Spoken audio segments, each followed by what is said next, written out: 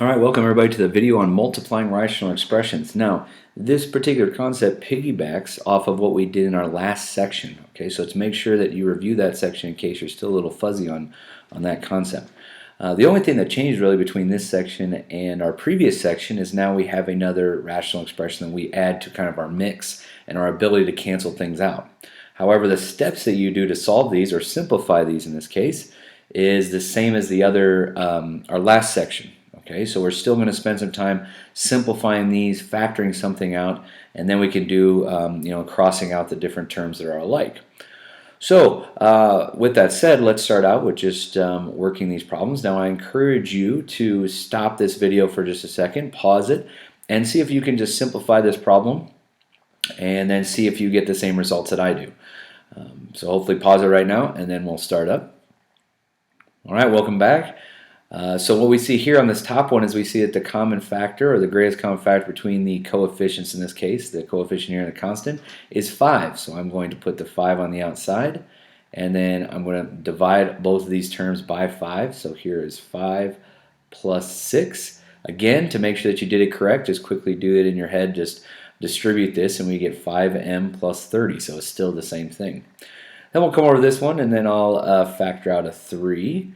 And you get m minus 8. Again, a quick check is if I just distribute the 3, I get still 3m minus 24. Nothing has changed. On this bottom one, I can't do anything to this one because I can't factor anything out. It's just a simple binomial, the leading coefficient of 1, so I really can't factor out a number. And then on this one, this is a quadratic equation, or a quadratic expression. And so I can factor this. So I need to find two factors of negative 48 that would equal negative 2. So in this case that would be negative 8 and 6. So I have m minus 8 and m plus 6. Alright. So I've done all my work, I've done all the factoring there needs to be. In case you still need to practice factoring polynomials here, quadratic expressions, make sure you go back and review those from previous videos. I believe I have a link there available for you. But now comes the fun part in which we get to cross things out. So in this case we have m plus 6, m plus 6, m minus 8, m minus 8. And then what we're going to do as a final step is we're going to just multiply across. So whoever's left over here, in this case we have 5 and 3, we have 1 and m plus 5, and so our end result is 15 over m plus 5 is our simplified expression after multiplying these two rational expressions. And there's nothing I can do about this. Make sure we recognize that we cannot just take 15 and 5 and simplify those. Okay, this 5 is attached to this m. Right, they are connected by this addition sign, so we can't just simplify that way. Again, it's like the chain I talk about in class. All right, so let's move on to number 12 here. We have 7x squared minus 7x over 6x squared plus 24x times 6x squared plus 24x and 1 minus x. All right. Again, pause the video for a second, see if you guys can notice anything that I can do right away. And if you look here, before even simplifying, I notice that these are the exact same thing, 6x squared plus 24x, 6x squared plus 24x. So really a shorthand way of doing this, if you recognize two things are the same right away, let's just cross those out. All right, now on the top here, I notice I can factor out a 7, because the coefficients are both divisible by 7. That's the greatest common factor. And I also know that both of the terms have an x variable. Now the most that these variables can give up, is 1x. This guy only has 1x to give up. So the most I can factor out is just 1x. So now I'm left with 7 divided by 7, which is 1. And I took one of his x's away. We got x squared. Minus, now this is very important, 7 divided by 7 is 1, and I took away all his x's. I'm not just left with x here, I have to have that minus 1 because when I distribute back out, I need to have that 7x still there.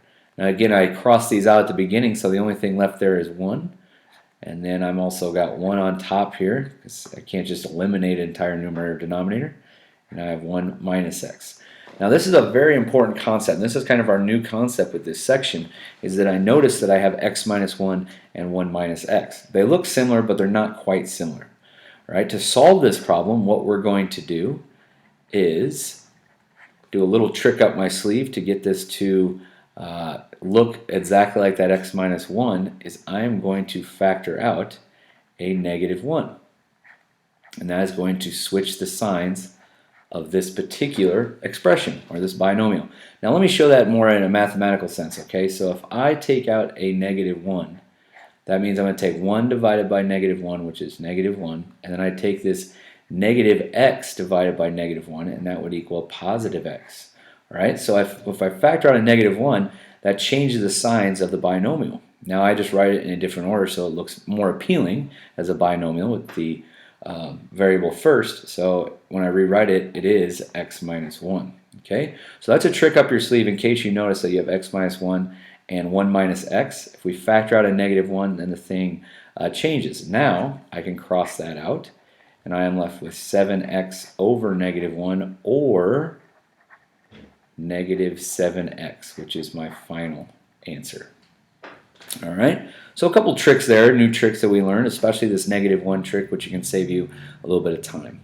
All right, so now let's look at number 13. I'm going to keep it, I already have it written up there, so we're going to dive into some more different problems or more harder factoring problems.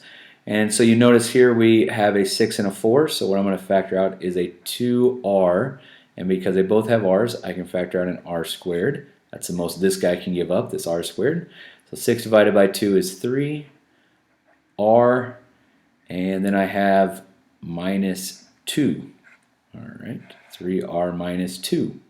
This one, now I already noticed that the r is on the opposite side. It's already in this position where it's on the right side. So what I'm going to do to shorthand this is, because I know I'm going to have to probably do it eventually, is I'm going to factor out a negative 3 here, and that is going to switch these around. So now I'm going to have 3r minus 4. Okay?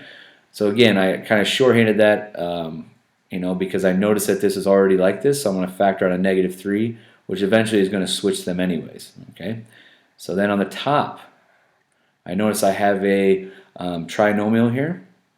What I'm going to do first, I can't do that, so I can't factor out a 3 because it's 13 right here, so I need to find two factors of 36 that when added together equals negative 13. So let me think for a second. I think I'm going to have to go with negative 9, negative 4. Okay, so x minus 9, x minus 4. And this is another thing we can't forget, is that we can't forget to divide by the leading coefficient, which is 3 and 3. And so my expression now is, I've got to remember to use the right variable, x minus 3 and 3r minus 4. Okay, and you're going to start seeing the pieces come together because you're going to know it's 3r minus 4 and 3r minus 4, but we'll wait for the excitement here when I get done with this last one. We notice that the leading coefficient is 2r, and now I'm starting to notice that, hey, look at these, they're exactly the same, so I could have probably done that at the start, but that's all right. We'll do it this way, all right? And so now we have these factors all factored out. We know it's 2r squared. It's 2r squared, 3r minus 2, 3r minus 2, 3r minus 4, 3r minus 4, and so we are left with simply r minus 3 over negative 3. Or you could write it with the negative sign in front, r minus 3 over 3. Okay? So hopefully you're starting to catch on here. Again, I recommend you pause the video, see how well you can do these problems. We'll finish with this last one. I'll kind of get it set up for you, and then we'll finish there. All right. So if we look to factor this one, we notice that I cannot factor out a number out of these terms, and so I'm going to have to find two factors of. I'm going to kind of write this up here. It's kind of getting jumbled here. Two factors of 15 that would equal negative 16. Now that's negative 1, negative 15. All right. And so if I transfer that over here, I get x minus 1, x minus 15. I divide both sides by 3. And I get, in this case, 3m minus 1, m minus 5. Okay, apologize for the jumbledness there. So I get 3m minus 1, m minus 5. Okay, m plus 2, I can't do anything about that. It's just a simple binomial. Here we notice that we can factor out a a 4 out of this one. So if we factor out a 4, I get 3m plus 2. If I factor out a 4.